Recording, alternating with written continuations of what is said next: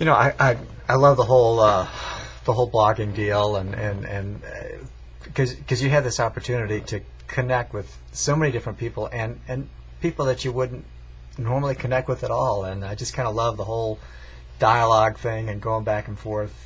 And anyway, I just recently posted this video about Jesus only, kind of asking the question, does the whole thing about Christ alone as a means of salvation, does it mess with you, does it bug you? And this guy posts back in response to that video, I think it was picked up off of YouTube, and he says, hey, God's a myth, he doesn't exist. And so he's just like blowing off the whole thing, and that's cool. I mean, I'm just glad to have the conversation. But I want to come back on that because there are some things which I'm not sure that a lot of people know about the whole does God exist thing.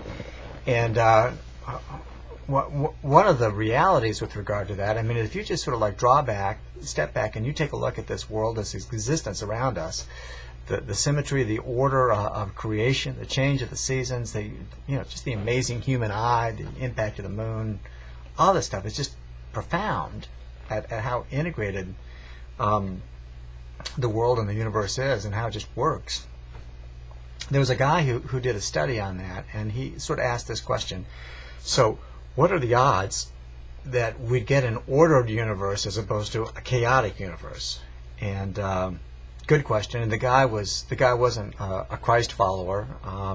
In fact, he was a Hindu, and he was a Hindu professor of statistics, and he sort of looked at it, and he just, through a study of probability and statistics, he tried to figure the whole deal out, and he came out with this number that the chances of it happening were like 1 in 87 gazillion or something, one of these numbers that are just enormous and incomprehensible. And then he took it and he said, okay, so you want to figure out what the likelihood of that is.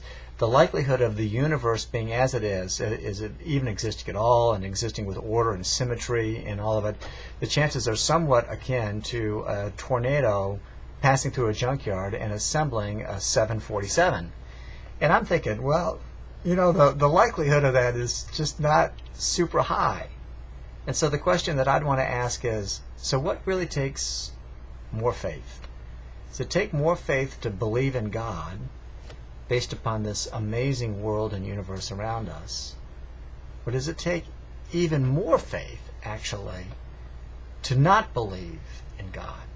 I mean, if the odds are something like 1 in 87 gazillion, or the odds of this universe being as it is, something similar to a tornado passing through a junkyard and assembling a 747, I mean, that's too much faith for me.